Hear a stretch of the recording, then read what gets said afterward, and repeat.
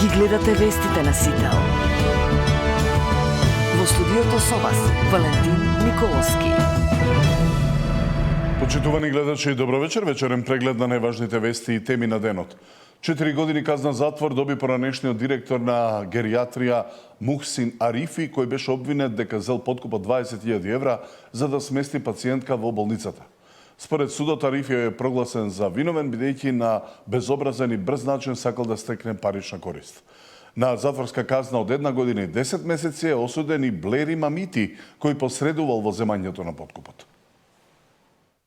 Со вршење на овие кривични дела се подкупува довербата на граѓаните кон институциите на системот, со оглед дека обвинетиот Мухсин Арифи делото го сторил како службено лице, а од друга страна истиот има завршено високо образование што упатува на постоење на поголем степен на свест за несторување на вакви кривични дела. Обвинителството е задоволно од тоа што судот ги прифати аргументите и успеа да докаже вината на обвинетите. Секако не сме задоволни од висината на казната која што е изречена за 20 обвинети и следствено на тоа наше право да поднесеме жалба и ќе поднесеме жалба до апелациониот суд Скопје. 9 месеци обвинителството ги проверувало формалните и неформалните искази од сведоци за случајот со апелациониот судија Ѓоко Ристов. Родителите на Ристов тврдат дека парите се од земјоделие и продажба на имот. Обвинителството пак вели Ристов имал непријавен имот и дека е осомничен за криење пари. Иако добивале релевантни и ирелевантни пријави од многу сведоци дека апелацискиот судија Ѓоко Ристов им барал подкуп, обвинителството во овој момент со докази не може да ги поврзе задзиданите 350.000 евра со ниту еден случај кој тој го работел. Индиции постојат, но конкретни докази за предметите нема. Истражителите од обвинителството за организиран криминал 9 месеци ги проверувале формалните и неформалните искази на многуте сведоци. Првичните индиции дошле од белешки од АНАБА, но предметот контурите почнал да ги добива откако поранешниот државен правобранител Фехми Стафа беше фатен со 30.000 евра. Пари кои тој ги доби од сестрата на осомничениот Љупчо Пецов ѓаволот во случајот Синџир. Ниту Стафа, ниту Ристов не биле под посебни истражни мерки. Тоа значи дека истражните органи воопшто не ги следеле двајцата осомничени.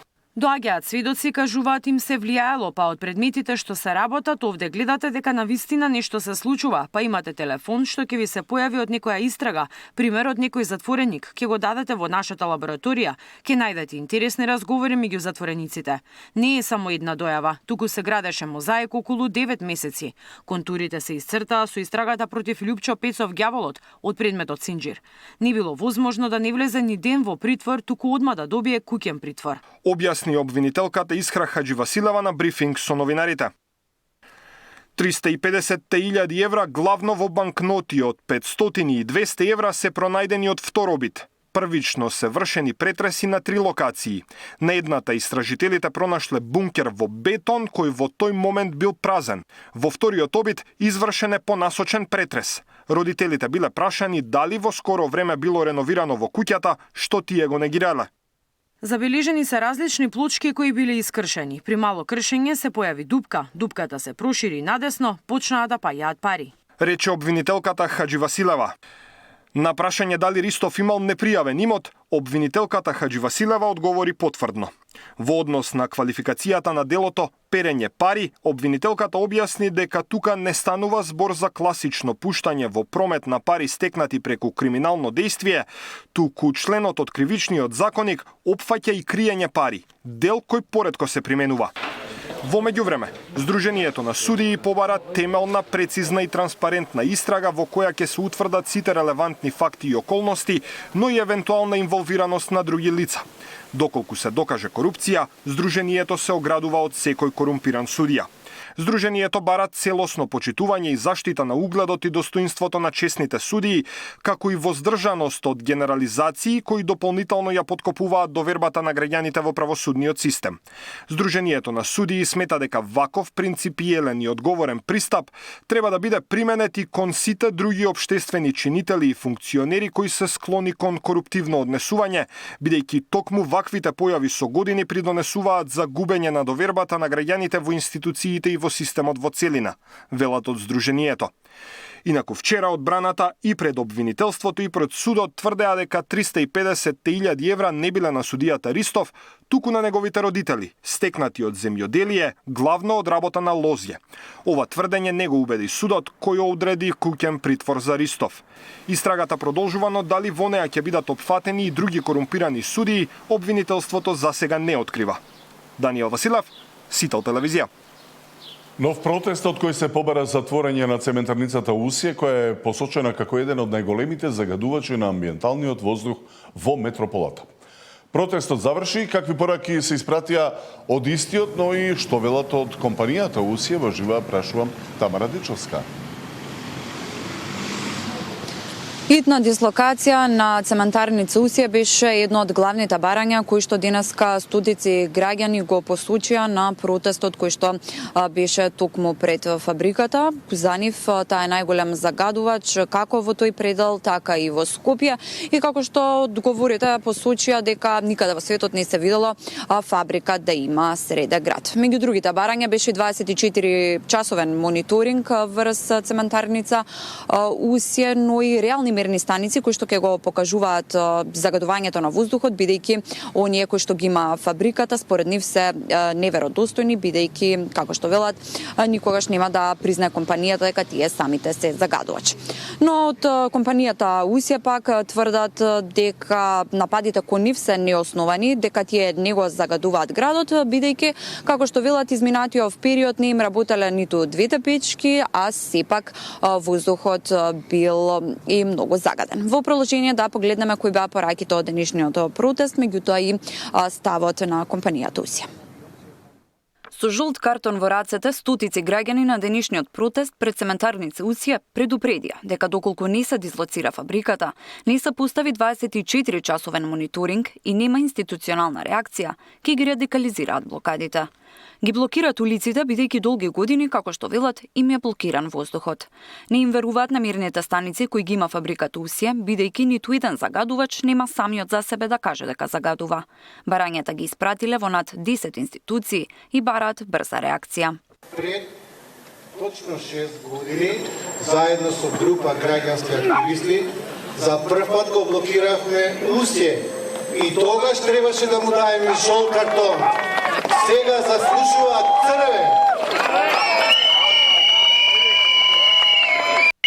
Затоа предупредувам дека загадувањето не е само еколошки проблем, туку сериозно кршење на човекови и детски права. Тогаш реков и денес повторувам, кога институциите дозволуваат загадување, тие свесно го загрозуваат правото на живот на децата. Цементарница заслужува веднаш да се тргне. Веднаш да се тргне. Од фабриката Усие пак тврдат дека и кога компанијата не работи, загадувањето е високо. Како пример, наведува дека изминатиот период не им работеле двете печки, а сепак воздухот бил загаден и тоа укажува дека тие не се загадувач. И покрај тоа што Титан Усие целосно не работи, во петокот највисоката вредност на PM10 частичките достигна 275 микрограми на кубен метар, во саботата 250, во неделата 143, во понеделникот 190 и вчера во вторник 221 микрограми на кубен метар. Оваа состојба се потврдува секоја година. Остануваме отворени за конструктивен диалог со сите релевантни партнери во насока на изнаоѓање на трајно решение во интерес на сите, велат од фабрика. Тамара Дичовска, Сител телевизија. Опозицијската СДСМ нема да гласа за измените на законот за прекршоци, последниот закон неопходен за проектот Safe City. Откако поддршка најавија од ДУИ и Левица, неизвестен останува само ставот на претениците на Арбен Таравари, кои денеска од парламентот реагираа дека СМС пораките од Safe City не биле на албански јазик, а казните биле превисоки. Не можеме да дозволиме системот парцијално да се имплементира. Освен што сме за безбедност во собрајкајот, ние сме и за безбедност на податоците, кој што повторно власта ниту го коментира, ниту се обидува да го регулира. Еве, седнаа на маса на лидерската средба, се договорија, видовме, ќе видиме што е резултат друг договор од тој пазар. Ние Сме конструктивна опозиција, но не сме контролирана опозиција. Тоа што не го употребувате албанскиот јазик кај SMS пораките за тестирање на SafeCity. Криза кога граѓаните не можат да ги пополнат своите потрошувачки кошници, а вие ги товарите и со овие казни. Цело време ве молам, кога ќе кажете нешто, да го кажете за сите македонски граѓани и да важи за сите македонски граѓани, а не само за едни од македонските граѓани. Може еднаш да го направите тоа, испод 6 вие да го направите тоа. Има цена човечкиот живот. Господине Снопче, од кога е започната имплементација на SafeCity проектот,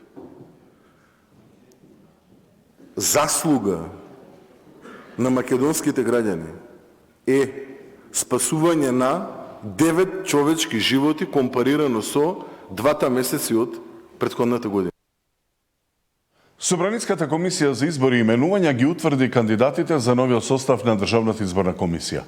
Најголем дел од нив и досега беа дел од највисокото изборно тело.